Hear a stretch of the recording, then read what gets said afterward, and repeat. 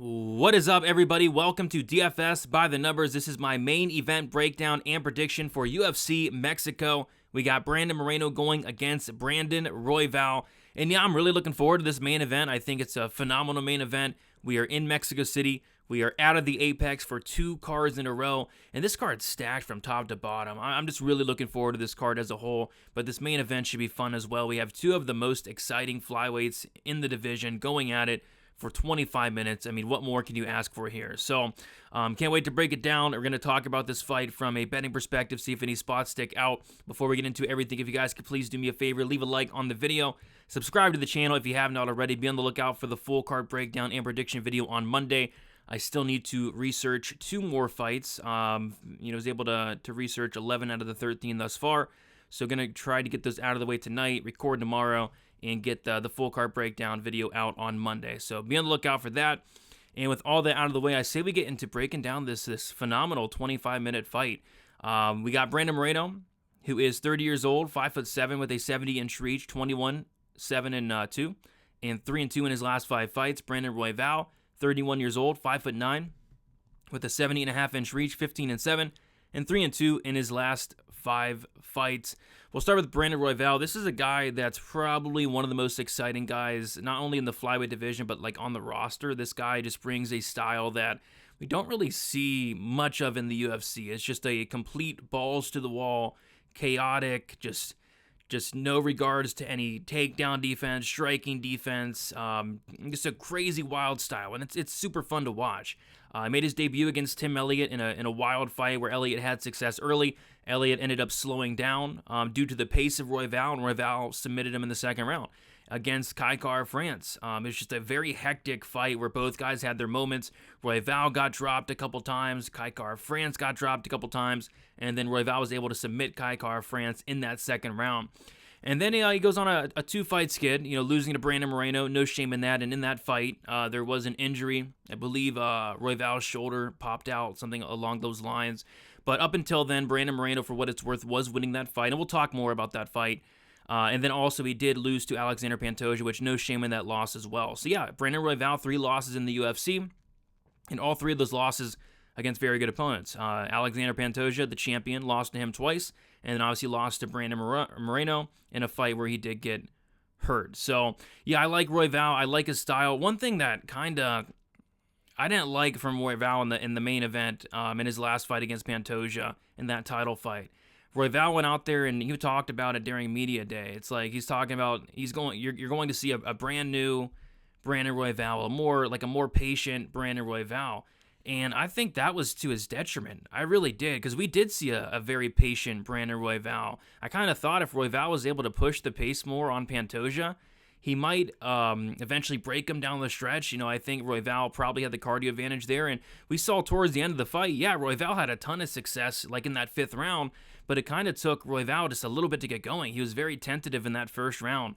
Only landing 13 strikes in the first round, got taken down in the first round by Pantoja. Only landed 12 strikes in the first round, gotten taken down in the second round as well. And that's the big thing. That's the big thing with Brandon Royval is the takedown defense. It's sitting at 40%. And he's one of those guys where, typically he doesn't mind if you take him down because he's very good off his back. He has incredible scrambling ability, but, at this level, at this very high level against the Pantojas, against, the Brandon Morenos, you can't afford to have no takedown defense because we saw Alexander Pantoja go out there, take this guy down 8 times, and control him for over 15 minutes in that 25-minute fight. So I kind of feel like the path to victory for Moreno's there, and I'm not really sure what the path to victory for Royval is. How's he going to attack this fight? Is he going to come out completely wild and chaotic like he has the majority of his career, or is he going to go in there more conservative? And I think whichever style he chooses, I don't know if it's going to work out, because is he going to knock out Brandon Moreno? Is he going to be the first person to knock him out? I don't think so.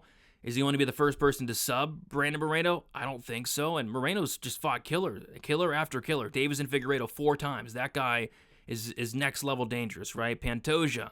He's fought, Juicio Formiga is dangerous on the mat. Kai France has power. Askar. I mean, the list goes on and on and on with this guy. This guy's fought a ton of dangerous guys, never been finished. The durability of Moreno is very, very impressive. The cardio of Moreno is very impressive. I don't think he's going to slow down. So yeah, how does Royval win this fight? I don't know, because Royval's not really a minute winner. He's a moment winner, right? I think for him to win this fight, he's going to have to maybe drop Moreno a couple times, which I'm not too confident he does that. And on top of that, like I said, back to the takedown defense. This guy can be taken down by a gust of wind, and it could work out. It works out against, Tim Elliott. You don't need takedown defense against Kai Kara-France, He got taken out 8 times by Rogerio Bontorin. Like, that's a terrible look.